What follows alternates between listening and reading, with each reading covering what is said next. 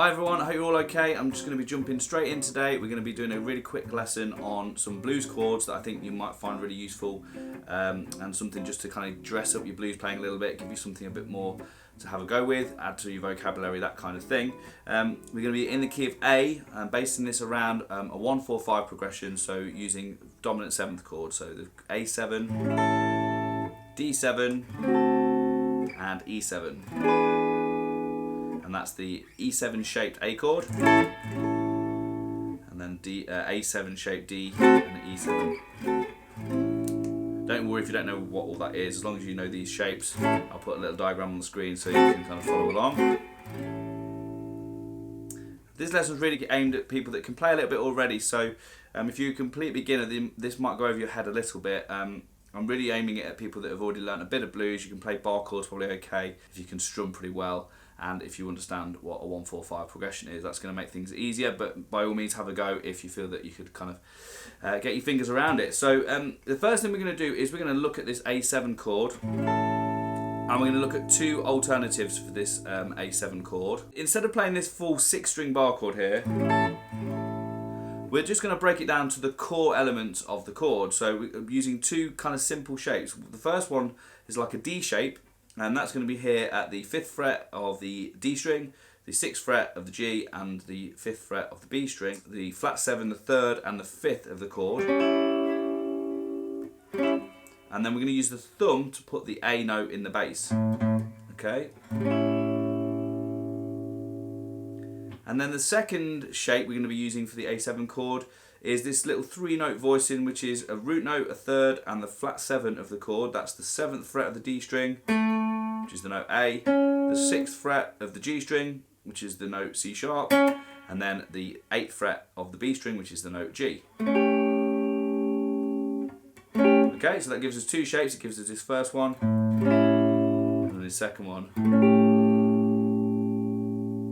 Now I tend to play this one with my little finger here on the 8th fret, but you could also use your 3rd finger as well. Either way is absolutely fine. Now these two chords, especially in the key of A, because we have the luxury of having the open A string in the key of A, which means we haven't got to worry too much about the thumb doing the root note all the time. But of course you can transpose these ideas. Tend to play this little shape here. If you're playing anywhere else on the net, you would tend to play that without a root note. So I just, like, let's say for example we were in here in the key of D, I would just think of it as kind of a 3-note little triad, and it just kind of is quite effective that way. So instead of playing, like, let's say we have our 4 bars of A7 at the beginning of our blues, so 1.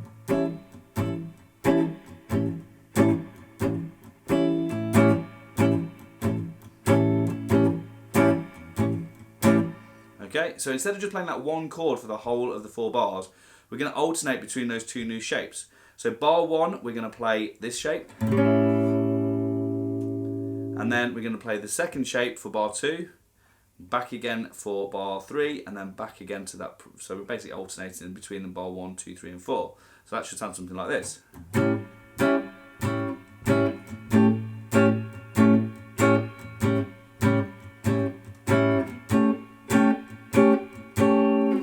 So you could alternate those in any way you like. You don't have to play them, one after another in each bar.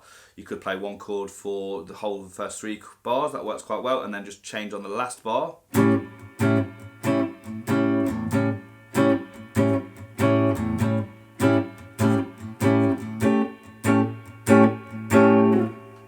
That one's quite cool because it gives it tells us that we're doing something after. We're going to be moving somewhere. Something's about to happen. It really gives us that kind of that sound and that lead into the next chord, which is the 4 chord, and in this case that's D7. Commonly played here is that bar chord again with the root on the 5th string at the 5th fret, D7. Now going from that previous shape that we learnt with the A7 shape, so into that D7 is quite nice because we get this little semitone from the flat 7 of the A to the major 3rd of the D7. So from a voice leading point of view, that's a really nice little movement. Okay. Okay, but we're also going to be having a look at another way we can play that D7 chord, or the D dominant chord, and that's by replacing it with a D9. So to do that, we just need to take the core of the chord again, which is the root, the third, and the flat 7, and we're going to play that here. That's the 5th fret of the A string, 4th fret of the D string, and then the 5th fret of the 3rd string. And that's the notes D, F sharp, and C. But we're going to add also the E on top here. So the simplest way probably to play this is using the 3rd finger and the little finger. But if you're comfortable with borrowing the 3rd finger, you can actually add the 5th of the chord, the A note, on the high E string as well, which kind of is a nice sound. Kind of brings it out a little bit more. And so either of those are fine. Okay, so as we go from our A7 chord into D7, if you know your 12-bar blues, the standard idea is to have 2 bars of the D7 chord, the 4 chord, after 4 bars of the A7. So that's going to sound something like this.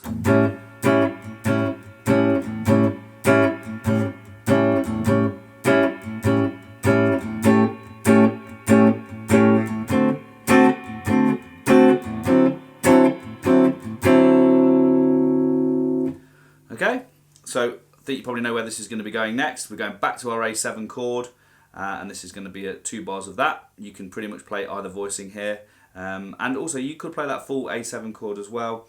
There's nothing wrong with any of those. This is all about expanding on your knowledge, giving you more to play with rather than taking anything away from what you already know. So that might sound a little bit like this if I go from the D7.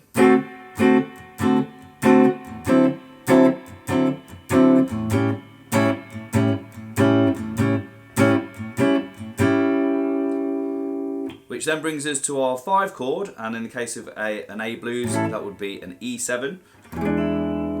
So we've got a couple of options here we're going to explore. One of those is this little voicing here, which is based around a C dominant 7 chord, which you might know in open position. It's basically a C shape with a little finger added there, and in this case that's the 3rd fret of the 3rd string, but we're going to move that shape up to the 7th fret, so our root note is now on the E. We've got our major 3rd here, which is the G sharp, fret 6. The little finger is going to play the flat 7, which is the note D.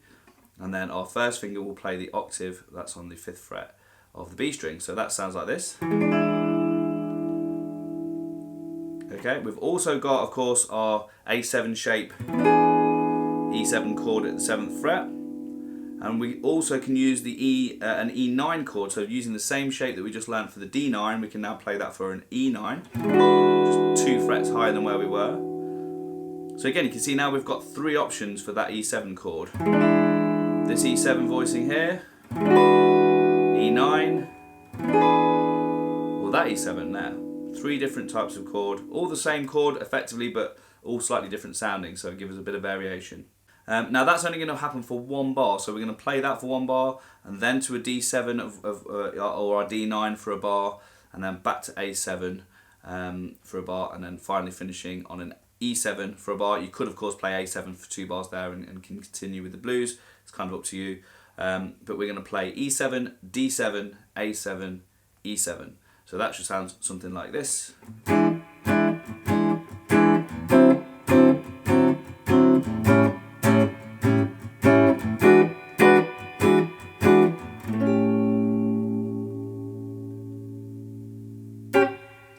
Okay, so if I put all of that together that we've just played, I'll play it pretty much what we've just talked about, but you could put variations in. I might play it round twice, and I'll put a variation on the second time round so you can kind of hear the potential of it.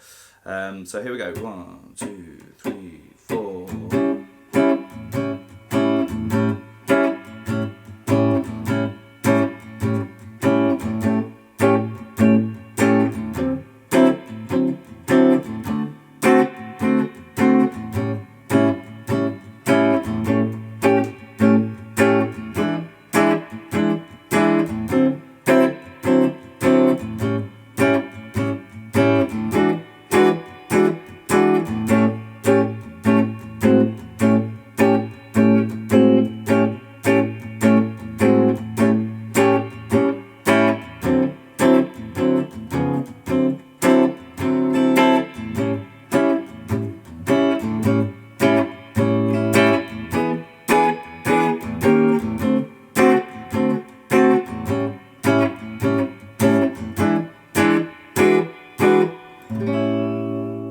So hopefully you can really see the potential in that.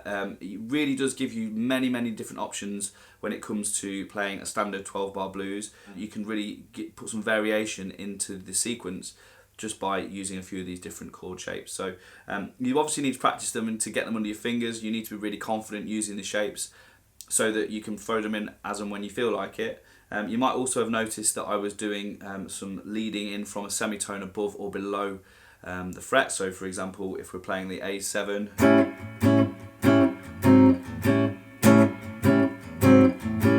that type of idea, or into the D7, the D9 I should say, but you're just starting a semitone below or above the chord and then just resolving it. Really adds a bit of tension and release into the progression, a bit of movement, so you can experiment with that as well. If you enjoyed it, please subscribe to the channel and hit the like button, and also the notification bell so you're notified when my other videos come out, and let me know in the comments below if there's anything in particular you'd like to see a lesson on in the future. So see you soon, thanks for watching.